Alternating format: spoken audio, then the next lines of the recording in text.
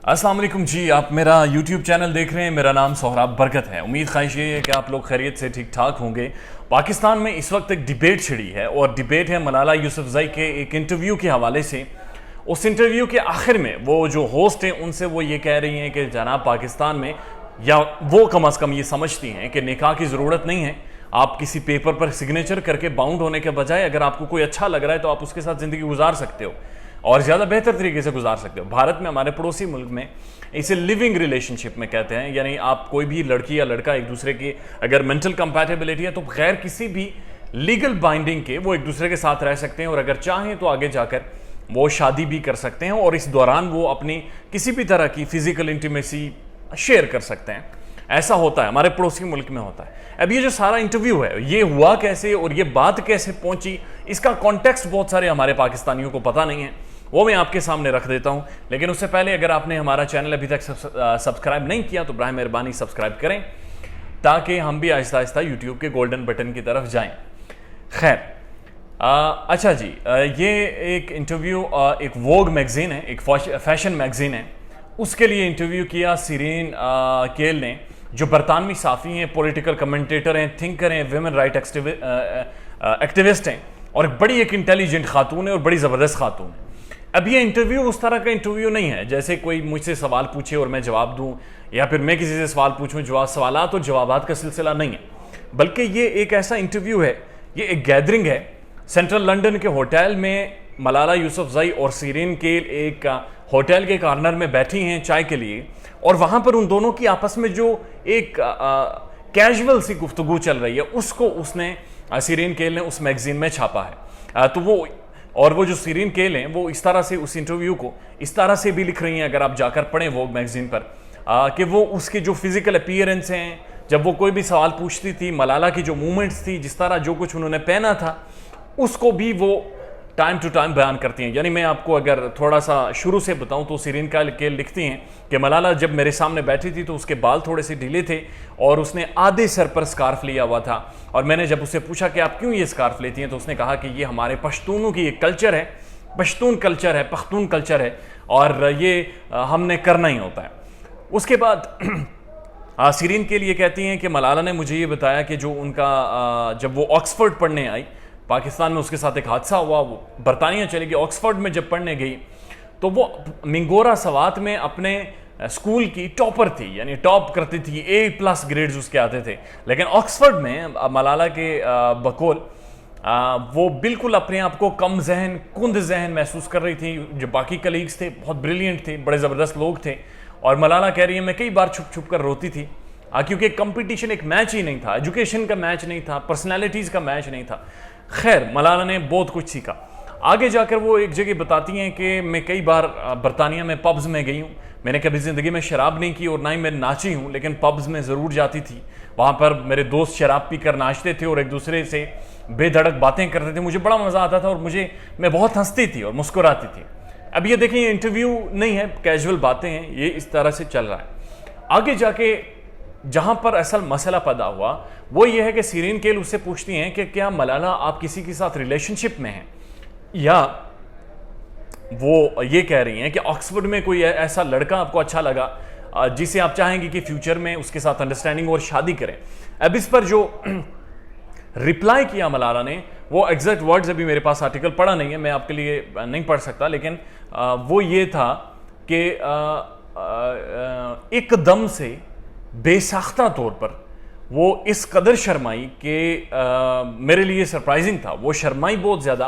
और शर्माने के बाद उसने कहा कि मैं बरतानिया में या ऑक्सफोर्ड में बहुत ही ब्रिलियंट लोगों से मिली हूँ, बहुत ही अच्छे ज़बरदस्त लोगों से मिली हूँ। ज़ाहिर मैं भी बहुत अच्छी ज़बरदस्त ज़िंदगी में लोगों से मिला हूँ, आप भी मिले होंगे, लेकिन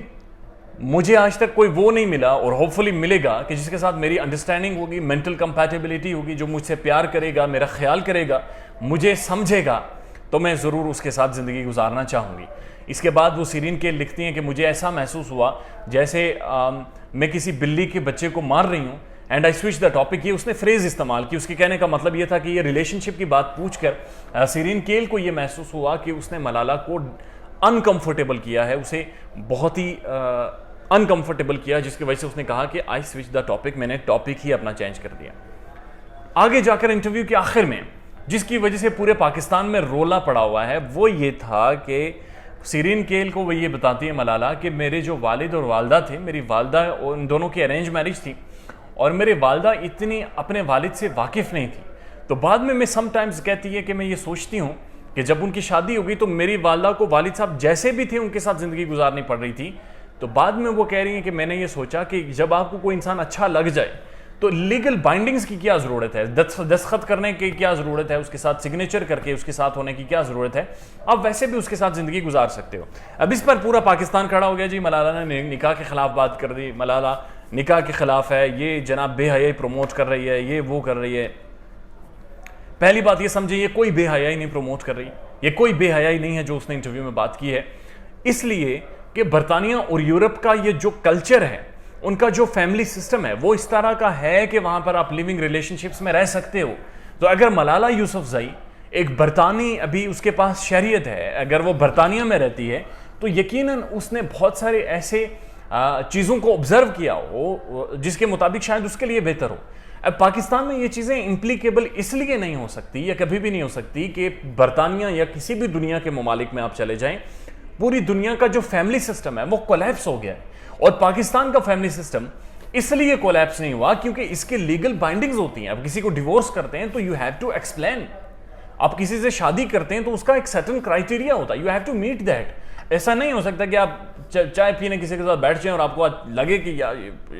ही और शी इज सो गुड और मैं इसके साथ शादी कर लूं। No, you have to go through certain scrutiny. आपकी स्क्रूटनी होती है, आपका एक मेरिट, एक क्राइटेरिया है शादी करने का, आपकी एक इंटेलेक्ट जांची जाती है, आपका एक फाइनेंशियल स्टेटस देखा जाता है,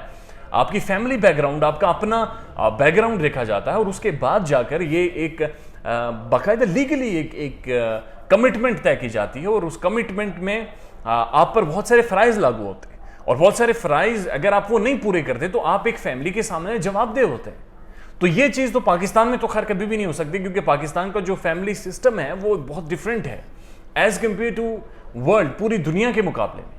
और मलाला यूसुफजई की इस बात को इसलिए शायद तनकीद का ज़्यादा निशाना बनाया जा रहा है क्योंकि मलाला की आवाज़ पूरी दुनिया में सुनी जाती है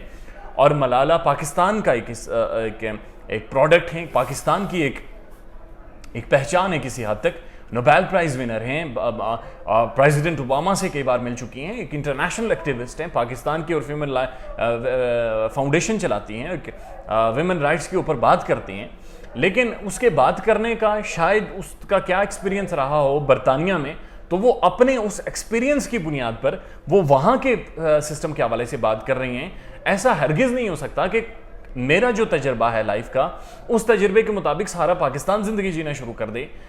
ये अच्छी बात है कि इसके ऊपर जो डिबेट और डिस्कशन शुरू हुई है उसमें कोई ना कोई ज़ाब्ता हो, उसमें कोई इंटेलेक्ट थॉट प्रोड्यूस हो, ना कि सिर्फ एक तनकीद और बेधड़ंगा तनकीद शुरू कर दी जाए। और मलाला की करैक्टर असैसिनेशन, इवन यहाँ तक कि उसके वालिद साहब का मैं एक इंटरव्यू पढ़ रहा था एक जगह पर कि उन्होंने बाकायदा ट्वीट करके उन्हें वजाहत देनी पड़ी कि मलाला का हरगिज़ मतलब पाकिस्तान के हवाले से नहीं था, बल्कि वो एक अपने एक्सपीरियंस के हवाले से जो उसका बरतानिया में था वो शेयर कर रही थी कि शायद आपको सिग्नेचर की वहाँ पर ज़रूरत नहीं पड़ती। और सबसे ज़्यादा डिवोर्स रेट्स भी वहाँ पर हैं,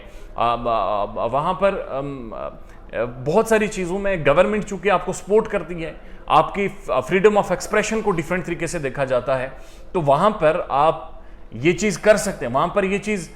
हो सकती है, इम्प्लीमेंट हो सकती है। पाकिस्तान में हो नहीं सकती क्योंकि पाकिस्तान में मैरिज इज़ एन इंस्टीट्यूशन और जो शायद सबसे मजबूत इंस्टीट्यूशन है पाकिस्तान का, और यहाँ पर शादी के लिए certain scrutiny, certain level of understanding और सर्टन क्वालिफिकेशंस हैं, उसके बगैर आप शादी किसी से नहीं कर सकते। लिहाजा character assassination is not the solution, discussion debate definitely is the solution. और पढ़े लिखे माशरों में जो माशरे तरक्की करते हैं दुनिया में, उनकी सबसे अच्छी बात यह है कि उनमें बर्दाश्त होती है किसी भी बात को समझने की